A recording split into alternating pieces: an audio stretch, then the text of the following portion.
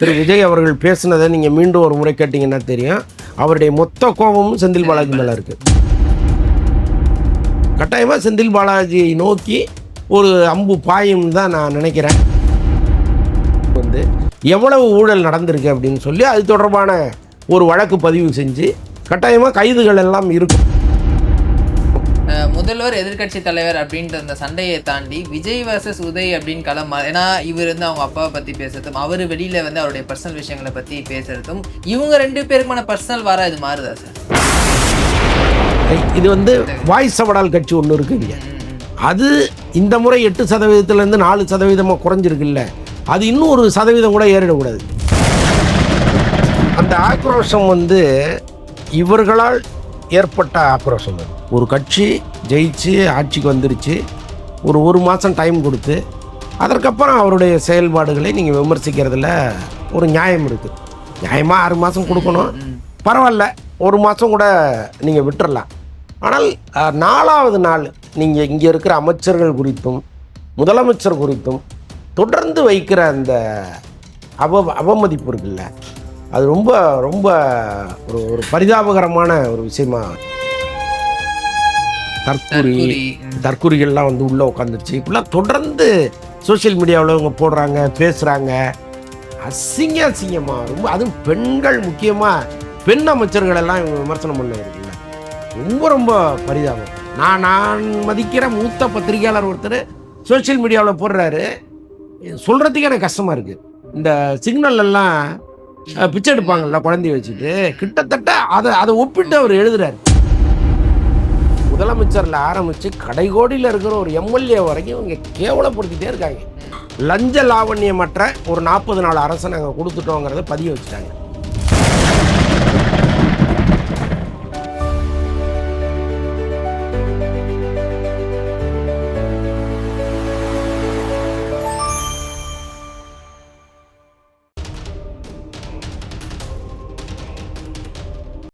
விஜய் அவர்கள் பேசின ஒரு 10 நிமிஷம் தான் பேசினாரு. அதுக்குள்ள வந்து ஒரு பக்கம் வந்து கதறாங்க வெளில வந்துட்டு, இன்னொரு பக்கம் வந்து என்னப்பா இப்படிலாம் பேசுறாரு அப்படின்ற ஒரு விமர்சனமும் வந்து இருக்கு. இப்படி பேசுவாருன்னு எதிர்பார்த்தீங்களா? இந்த அளவுக்கு ஒரு ஆக்ரோஷமா? அந்த ஆக்ரோஷம் வந்து இவர்களால் ஏற்பட்ட ஆக்ரோஷம். அது ஆக்சுவலாக நீங்கள் கவனித்தா தெரியும், அவர் ஆட்சி பொறுப்புக்கு வந்த பிறகு இவர்கள் அவர் மீது வைக்கிற குற்றச்சாட்டுகள் இருக்குல்ல, குற்றச்சாட்டுகள்ங்கிறத விட ஒரு ஒரு அவமரியாதை, அப்படிதான் அது. ஏளனம் அப்படின்னு ஏளனம் நக்கல், நையாண்டி. முதல்வரே அதானே சொல்கிறார், நக்கல் நையாண்டின்னு. ஒரு கட்சி ஜெயிச்சு ஆட்சிக்கு வந்துருச்சு, ஒரு மாதம் டைம் கொடுத்து அதற்கப்புறம் அவருடைய செயல்பாடுகளை நீங்கள் விமர்சிக்கிறதுல ஒரு நியாயம் இருக்குது. நியாயமாக 6 மாதம் கொடுக்கணும், பரவாயில்ல, 1 மாதம் கூட நீங்கள் விட்டுறலாம். ஆனால் 4வது நாள் நீங்கள் இங்கே இருக்கிற அமைச்சர்கள் குறித்தும் முதலமைச்சர் குறித்தும் தொடர்ந்து வைக்கிற அந்த அவமதிப்பு இருக்குல்ல, அது ரொம்ப ரொம்ப ஒரு பரிதாபகரமான ஒரு விஷயமா இருக்குது. என்னென்னா, படிக்கிற நமக்கு சம்மந்தம் இல்லாத நமக்கே வந்து ஒரு எரிச்சலை ஏற்படுத்துகிற அளவுக்கு எல்லா அமைச்சர்களையும், அறிவு கிடையாது, இதுக்கு சுத்தமாக ஒன்றுமே தெரியாது, தற்கொலைகள்லாம் வந்து உள்ளே உட்காந்துருச்சு, இப்படிலாம் தொடர்ந்து சோஷியல் மீடியாவில் இவங்க போடுறாங்க, பேசுகிறாங்க. எப்போ இது குறைஞ்சிருக்குன்னா, முக்தாரத்துக்கு உள்ளே போட்டாங்க பார்த்தீங்களா, அதுக்கப்புறம் குறைஞ்சிருக்கு. அதுக்கு முன்னாடி வரைக்கும் இவங்களுக்கு எந்த பயமும் இல்லை. ஒரு முதலமைச்சரை பேசுகிறோம், ஒரு பொதுப்பணித்துறை அமைச்சரை பேசுகிறோம், இது இந்த உணர்வே கிடையாது. அசிங்கமாக ரொம்ப, அதுவும் பெண்கள், முக்கியமாக பெண் அமைச்சர்கள் எல்லாம் இவங்க விமர்சனம் பண்ணது இருக்குல்ல, ரொம்ப ரொம்ப பரிதாபம். ஒரு எம்எல்ஏங்க, அவங்களுக்கு இப்போ தான் குழந்தை பிறந்திருக்கு, அந்த குழந்தைய வீட்டில் விட்டுட்டு வர முடியாது, சட்டமன்றத்துக்கும் வந்து தான் ஆகணும், அது வந்து அவங்க கடமை, அப்போ வந்து தான் ஆகணும். போராட்டமெல்லாம் தூக்கிட்டு போறியே அப்படின்னு அது ஒன்று. ஏங்க, அவங்க குழந்தை அவங்க தூக்கிட்டு வராங்க, உங்களுக்கு என்ன பிரச்சனை? இது என்னென்னவோ ஒப்பிடுறாங்க. நான் மதிக்கிற மூத்த பத்திரிகையாளர் ஒருத்தர் சோஷியல் மீடியாவில் போடுறாரு, சொல்கிறதுக்கே எனக்கு கஷ்டமாக இருக்குது. இந்த சிக்னல்லாம் பிச்சை எடுப்பாங்கல்ல குழந்தைய வச்சுட்டு, கிட்டத்தட்ட அதை ஒப்பிட்டு அவர் எழுதுறாரு.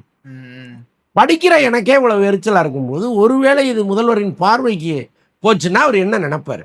ஆனால் அதற்கப்புறம் வந்து இந்த அமைச்சர்கள் நடந்து கொண்ட விதம் வந்து உள்ளபடியே எனக்கு நெகிழ்ச்சியாக இருந்துச்சு. ஏன்னா இப்படியெல்லாம் வருகிற இந்த விமர்சனங்களை கேட்டு அந்த அம்மா ஃபீல் பண்ணிட்டா என்ன ஆகுதுன்ட்டு அந்த குழந்தையை தூக்கிட்டு அவங்க வரும்போது ஆளாளுக்கு அந்த குழந்தைய வாங்கி கொஞ்சுறாங்க. ஒரு பக்கம் முதலமைச்சர் கொஞ்சுறாரு, இன்னொரு பக்கம் ஆதவ அர்ஜுனா கொஞ்சுறாரு, இன்னொரு பக்கம் வந்து ராஜ்மோகன் கொஞ்சுறாரு. அப்போ என்னன்னா, இந்த உலகம் என்ன வேணாலும் பேசு, நீங்கள் கவலைப்படாதீங்கம்மா, நாங்கள் இருக்கோம் அப்படிங்கிற ஒரு உணர்வு அது. அப்போ நீங்கள் நல்லா யோசிச்சு பாருங்க, முதலமைச்சரில் ஆரம்பித்து கடைகோடியில் இருக்கிற ஒரு எம்எல்ஏ வரைக்கும் இவங்க கேவலப்படுத்திட்டே இருக்காங்க. நீங்களாம் நான் கற்றுக்கிட்டு வந்துட்டீங்களா? எல்லாம் பிறக்கும் போதே கற்றுட்டு வந்தவங்களா? நீங்கள்லாம் கிடையாது. இல்லை, எல்லாம் இங்கே வந்து பயிற்சி எடுத்தவர்கள். நீங்கள் வேணா ஒரு 60 வருஷமாக நீங்கள் இங்கே இருந்திருக்கலாம், பதவியில் இருந்திருக்கலாம், பொறுப்பில் இருந்திருக்கலாம், உங்களுக்கு எல்லாமே தெரியும். ஆனால் புதியவர்கள் வர்றாங்க, அவங்களுக்கு எல்லாமே புதுசாக இருக்கும். அப்போ அவங்க எப்படி வந்தாங்களோ அந்த வழக்கத்தை மாற்றுவதுங்கிறது கொஞ்சம் லேட் ஆகும். ஸோ அதை கூட புரிஞ்சுக்காம அடிக்கிற அடி இருக்குல்ல, இதுதான் இன்னைக்கு ஒரு வெளிப்படுத்துறாரு. ஆமா, அதுதான் ஒரு கோவப்பட்டு அவ்வளவும் பேசுறேன். 4 நாள் சட்டமன்றம் வந்து முடிஞ்சிருக்கு சார். தாவேக்கனுடைய முதல் சட்டமன்றம். என்னென்ன பாசிட்டிவான விஷயங்கள் நடந்திருக்கு? இதெல்லாம் இன்னும் அவங்க இன்னும் அப்கிரேட் பண்ணணும்னு நினைக்கிறீங்க சார்? ஆக்சுவலாக பாசிட்டிவான விஷயம் அப்படிங்கிறது வந்து இன்னைக்கு மக்கள் எல்லாருமே டிவி முன்னாடி உட்காந்துருக்காங்க. அப்போ நம்முடைய கருத்துக்களை ரொம்ப சுலபமாக வீட்டுக்கு வீடு சேர்த்துட்டோம் அப்படிங்கிற ஒரு உணர்வு அவங்களுக்கு இருக்கும். அப்போ இவங்க சேர்த்தது என்னங்கிற கேள்வி இருக்கு இல்லையா? லஞ்ச லாவண்யமற்ற ஒரு 40 நாள் அரசை நாங்கள் கொடுத்துட்டோங்கிறத பதிய வச்சுட்டாங்க. எனக்கு என்ன இதுன்னா, இப்போ இங்கே இந்த விஷயம் மக்கள்கிட்ட போகாமல் இவங்களுக்கு எதுவுமே தெரியல, இவங்க எழுதிட்டு வந்து படிக்கிறாங்க, சட்டமன்றத்தில் வந்து முதலமைச்சருக்கு பதில் சொல்ல திராணி கிடையாது, அவருக்கு வந்து எந்த பயிற்சியுமே இல்லை, பதிலை வந்து இங்கே சொல்லாமல் ஒரு வீட்டில் போய் ட்விட்டரில் சொல்கிறாரு, இப்படின்லாம் அவர் குறித்து ஒரு ஒரு ஒரு பதிவை இங்கே வந்து மக்கள் மனசில் பதிய வைக்கணும்னு நினச்சிட்டே இருந்தாங்கல்ல, அது உடஞ்சிருச்சு. அது கிடையாதுங்க. நாங்கள் இந்த 40 நாளில் எங்கேயுமே லஞ்ச லாவண்யம் இல்லாமல் பார்த்துக்கிட்டோம். இதில் வந்து நிறைய பேர் மீது நடவடிக்கை எடுத்துருக்குறோம். ட்ரான்ஸ்ஃபருக்கு பணம் வாங்கலை, அப்பாயின்மெண்ட்ஸுக்கு பணம் வாங்கலை, டெண்டருக்கு கமிஷன் வாங்கலை. இப்போ இந்த தொகை எல்லாமே நாங்கள் அரசு கஜானாவுக்கு கொண்டு வர்றோம். மக்கள் ஹாப்பியாக இருங்க, கொஞ்சம் வெயிட் பண்ணுங்கள், நாங்கள் நல்லது செய்கிறோங்கிற அந்த அந்த பதில் இருக்குல்ல, இது வந்து மக்களை போய் சேர்ந்துருச்சு. அதுதான் இந்த 40 நாளில் நல்லதுன்னு பார்க்குறது. நான் அதுதான் பாசிட்டிவாக. இன்னும் கொஞ்சம் இதெல்லாம் வந்து அடுத்த சட்டமன்றத்துக்குள்ளே தாவேக்கா இன்னும் அவங்கள இம்ப்ரூவ் பண்ணிக்கணும்னு நினைக்கிற விஷயங்கள் சார். ஆக்சுவலாக அவங்க கொஞ்சம் உணர்றாங்க, நமக்கு வந்து அனுபவம் இல்லைங்கிறத உணர்றாங்க. அதற்கான பயிற்சி வகுப்புகள் நடக்குது. அதை வந்து இப்போ ஒரு நாள் 2 நாளில் கற்றுக்க முடியாது. ஆனால் முடிந்த அளவுக்கு என்னெல்லாம் செய்யணும் அப்படிங்கிறத இவங்க சொல்லி கொடுத்துருக்குறாங்க. இந்த பயிற்சி வகுப்புகளை இவங்க இன்னும் அதிகப்படுத்தணும். இந்த 10 நாள் வகுப்பு அதை அவங்க மாற்றினாங்கன்னா நல்லாயிருக்கும். இன்னும் நிறைய கருத்துக்களை அங்கே வந்து அவங்க சொல்லணும். இப்போ பழைய சட்டமன்ற அவை குறிப்புலேருந்து நான் இந்த வார்த்தையை நீக்கிட்டேன், இந்த வார்த்தையை சேர்த்துட்டேன் அப்படின்லாம் சபாநாயகர் சொல்கிறாருல, இந்த அவை குறிப்புன்னா என்ன, அது எவ்வளவு முக்கியத்துவம் வாய்ந்தது, எத்தனை வருடங்களாக அது இங்கே இருக்குது, நமக்கு முன்னாடி உள்ளவங்க எவ்வளவு அழகாக அதை ஹேண்டில் பண்ணியிருக்காங்க, எவ்வளவு சுவாரஸ்யமான விஷயங்கள் இந்த சட்டமன்றத்தில் நடந்திருக்கு, இந்த சட்டமன்றத்தால் என்னெல்லாம் நன்மைகள் விளைஞ்சிருக்கு, இது எல்லாத்தையுமே நீங்கள் புதிய உறுப்பினர்களுக்கு சொல்ல சொல்ல அவங்க இன்னும் பக்குவமாவாங்க. இந்த பயிற்சி வகுப்பை இன்னொரு 10 நாள் அவங்க நடத்துனாங்கன்னா சரியா இருக்கும். முதல்வர் எதிர்க்கட்சி தலைவர் அப்படின்ற அந்த சண்டையை தாண்டி விஜய் வர்சஸ் உதய் அப்படின்னு களம். ஏன்னா இவர் வந்து அவங்க அப்பாவை பத்தி பேசுறதும், அவர் வெளியில வந்து அவருடைய பர்சனல் விஷயங்களை பத்தி பேசுறதும், இவங்க 2 பேருக்குமான பர்சனல் வாரா இது மாறுதா சார்? மாறணுங்கிறது என்னுடைய விருப்பம் இல்லை, உண்மை அதுதான். ஏன்னா இப்போ இந்த தேசிய கட்சிகள் வந்து எப்போ தமிழ்நாட்டில் கால் வைக்கலான்னு நினச்சி துடிச்சிக்கிட்டு இருக்காங்க. ஒரு தேசிய, அதாவது காங்கிரஸையும் பிஜேபியும் ஒழித்து பல வருஷம் ஆகிப்போச்சு. இங்கே வந்து திராவிட இயக்கங்கள் தான் தமிழ்நாட்டை ஆள முடியுங்கிற ஒரு சூழ்நிலையை நம்ம உருவாக்கியிருக்கோம். இப்போ இந்த காலகட்டத்தில் மெல்ல பிஜேபி இங்கே உள்ள நுழைவதற்கான வாய்ப்புகளை எதிர்பார்த்து காத்துட்டு இருக்கு. அப்போ ஒரு புறம் அதிமுகங்கிற கட்சி மக்களே கொஞ்சம் நிராகரித்து வச்சுட்டாங்க. குறைந்தபட்ச எம்எல்ஏக்களோட அவங்க இங்கே வந்திருந்தால் கூட அதனுடைய எதிர்காலம் என்னவாக போகுதுன்னு நமக்கு தெரியவே இல்லை. நிறைய பேர் அங்கேருந்து உடஞ்சி வெளியில் வந்துட்டு இருக்காங்க. இப்போ இந்த கட்சியினுடைய எதிர்காலம்ங்கிறது ஆல்மோஸ்ட் முடிஞ்சு போச்சு. இப்போ இந்த சூழ்நிலையில் அண்ணாமலை போன்றவர்கள் ஒரு முகமூடியோடு இங்கே உள்ளே வரும் பொழுது நாளைக்கு அவங்களுக்கு இங்கே வாய்ப்பு உருவாயிடக்கூடாது. அப்போது உதயநிதி வெர்சஸ் விஜய்ங்கிறது தான் இங்கே சரியாக இருக்கும். எப்படி வந்து கலைஞர் வெர்சஸ் எம்ஜிஆர், கலைஞர் வெர்சஸ் ஜெயலலிதா அப்படின்னு இருந்ததோ, கலைஞர் வெர்சஸ் எடப்பாடி, முன்னாள் முதல்வர் ஸ்டாலின் வெர்சஸ் எடப்பாடின்னு இருந்துச்சோ, இன்னைக்கு விஜய் வெர்சஸ் உதயநிதினு இருப்பது தான் சரி. இதுதான் இன்னொரு 20 வருஷத்துக்கு போகணுமே தவிர, மூணாவதா ஒரு ஆள் இங்கே வந்து நமக்கு சம்பந்தம் இல்லாதவர்கள் இங்கே வந்து இந்த மண்ணை ஆண்டக்கூடாதுங்கிறது தான் நம்முடைய விருப்பம். ம். இன்னொன்னு இங்க விஜய் அவர்கள் குறிப்பிட்ட மாரி மற்றும் சிலர் இருக்காங்க. இது வந்து சரி. வாய் சவடால் கட்சி ஒண்ணு இருக்கு இங்க. ம். ம். அது இந்த முறை 8% 4% குறைஞ்சிருக்குல்ல. அது இன்னும் ஒரு சதவீதம் கூட ஏறிடக்கூடாது. ம். அப்ப இந்த போட்டிங்கிறது இங்க ரொம்ப முக்கியமா இருக்கு. ம். உதயநிதி வெர்சஸ் விஜய்ங்கிறது ரொம்ப முக்கியமா இருக்கு. அது கட்டாயமா வேணும். ம். அதே மாரி சார் சிடிஆர் அவர்கள் சட்டசபையில பேசும்போது, ஒரு வெள்ளை அறிக்கை வெளியிடப்படும் மின்துறைக்கு அப்படின்னு ம். வந்து சொல்லியிருந்தாரு. அது கூடிய விரைவில நம்ம எதிர்பார்க்கலாம் அப்படின்னும் சொல்லியிருந்தார். ஏன்னா ஆல்ரெடி வந்த வெள்ளை அறிக்கையே பல பூகம்பங்கள அங்க கிரியேட் பண்ணுச்சு. அது எப்படி சார் இருக்கும்னு நினைக்கிறீங்க? எந்தெந்த மாரி விஷயங்கள் அதுல இடம்பெற வாய்ப்பு இருக்கு? அதான் சொல்றாரே சட்டமன்றத்திலே ஒரு விவாதம் 60,000 டிரான்ஸ்ஃபார்மர் நாங்க வாங்கியிருக்கோம்னு சொல்லும்பொழுது, ம். ம். அதுல 40,000 டிரான்ஸ்ஃபார்மர் வாங்குனதுல தான் உங்க மேல ஊழல் இருக்கு.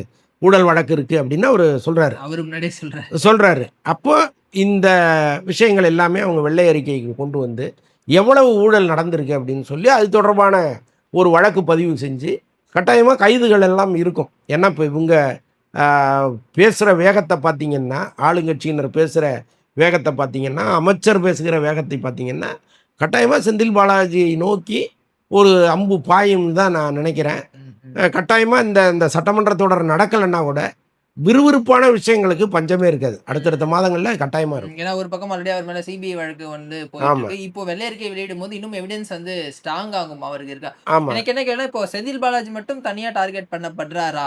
இதுக்கும் அந்த கரூர் இன்சிடென்ட்டுக்கும் ஏதாவது சம்மந்தம் இருக்குமா? ஏன்னா அது அது அவங்க மனசுல ஆழமா பதிஞ்சு, அவர மட்டும் டார்கெட் பண்றாங்களோ அப்படின்ற ஒரு பார்வை இருக்கு. அதாவது இந்த பிரச்சாரம் தேர்தல் பிரச்சாரத்தினுடைய கடைசி நாள் கூட்டத்தில் ஆ திரு விஜய் அவர்கள் பேசினத நீங்க மீண்டும் ஒரு முறை கேட்டீங்கன்னா தெரியும். அவருடைய மொத்த கோபமும் செந்தில் செந்தில் பாலாஜி மேல பாலாஜி. இருக்கு. ம்.